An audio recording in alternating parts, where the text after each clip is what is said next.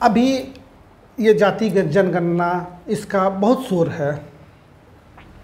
सबसे पहले तो मैं ये बताता हूँ कि इतने सालों तक देश आज़ाद हुए, इलेक्शन हुआ, बहुत सारा लोकतंत्र हुआ, तो इतने सालों तक कितने पिछड़े वर्ग के प्रधानमंत्री बने। आपके परिवार की ही सरकार थी, बस आप वोट लिए, लेकिन आपने किसको आगे बढ़ाया? अपने परिवार को। जो भी प्रधानमंत्री तो जो है आधे से ज़्यादा समय काल तक तो एक ही परिवार के ही बने रहे, या दूसरे बने भी रहे तो वो भी पूरा जो कंट्रोल था वो भी एक ही परिवार के पास कंट्रोल था, प्रधानमंत्री पूरे पार्टी का। तो आपने कितने लोगों को आगे बढ़ाया?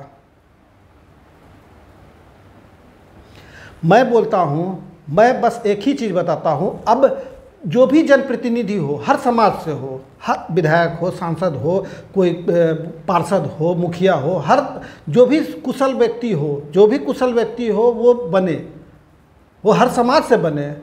ये नहीं मैं बोलता हूँ कि कोई पर्टिकुलर जिसकी जितनी हिस्सेदारी उतनी भागीदारी, नहीं। मैं अपने पर्सनली ओपिनियन से, मैं अपना पर्सनल बताता हूँ, मैं इसका समर्थन नहीं करता हूँ। क्योंकि क्या है कि हिस्सेदारी वाला बात अगर रहता तो आज दुनिया में अगर जनसंख्या के हिसाब से देखिए तो इजराइल का बहुत कम जनसंख्या, और नोबेल प्राइज़ सबसे अधिक जो है इजरायली लोग को मिला है। बहुत सारा आविष्कार उन्होंने किया है। मार्क जकरबर्ग जैसे बड़े बड़े साइंटिस्ट, अल्बर्ट आइंस्टाइन, ये सब यहूदी लोग हैं, तो उनकी जनसंख्या नहीं है। आप ठीक है, वो सब जो भी अच्छे लोग हैं, आप उनको, जो भी समाज के अच्छे लोग हैं जिस पे आप जनता को भरोसा है कि ये अच्छे विकास का करेंगे, जनप्रतिनिधि होने का दायित्व अच्छे से निभाएंगे, उनको करिए, उनको समर्थन करिए। उस दल के जो भी नेता हैं उसको समर्थन करिए। पर एक चीज़ मैं आपसे गुजारिश करता हूँ, एक चीज़ है कि अब जिसकी जितनी हिस्सेदारी उसकी उतनी भागीदारी नहीं, जिसकी जितनी हिस्सेदारी उसको उतनी जिम्मेदारी, उसको उतनी बड़ी जिम्मेदारी। आपका नेतागिरी नहीं चलेगा कि आप बैठे, अब पिछड़े वर्ग का नेता पिछड़े वर्ग से ही होगा,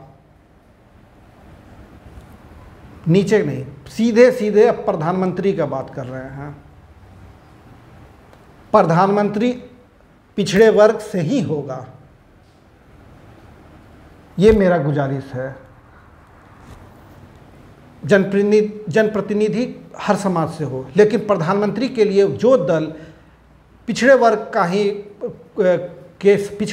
पिछड़े समाज से ही, जिसने जो प्रधानमंत्री के लिए घोषित उम्मीदवार करता है, हम उसी को समर्थन करते हैं।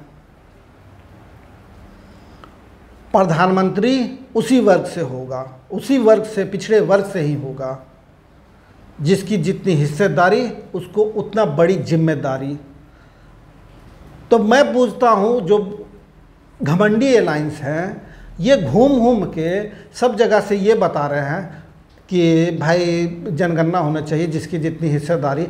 मैं पूछता हूँ कि आप, हमारा नेता हमारे बीच का होना चाहिए। पहले तो आप साइड हटिए।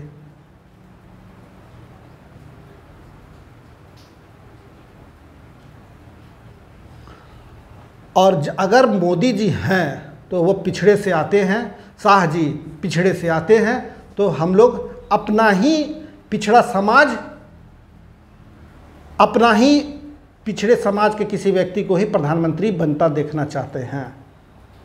अगर आप में कोई है वैसा नेता, लीडर, तो उसको खड़ा करिए, उसको बताइए। आप जो इतना हिस्सेदारी और जिम्मेदारी बता रहे हैं, जिसकी जितनी हिस्सेदारी उसको उतनी बड़ी जिम्मेदारी, वो मत बताइए। आप आदमी बताइए। नेतागिरी नहीं चलेगा, अब नेतागिरी नहीं चलेगा। खड़ा हो गए आप और बात कर रहे हैं पिछड़ों की, और नेता बनेंगे। आप पिछड़ों का नेता बनने का कोशिश मत करिए। पिछड़ों का नेता पिछड़े समाज का ही होगा। पिछड़े वर्ग का नेता, पिछड़े समाज का नेता पिछड़े वर्ग से ही होगा। उसी धरातल, उसी समाज का ही निकला हुआ कोई व्यक्ति होगा, और साधारण परिवार से। मोदी शाह जी पिछड़े वर्ग से आते हैं, हम लोग को बिल्कुल मंजूर है, और वो हैं, नेता हैं। नेतागिरी नहीं चलेगा। अब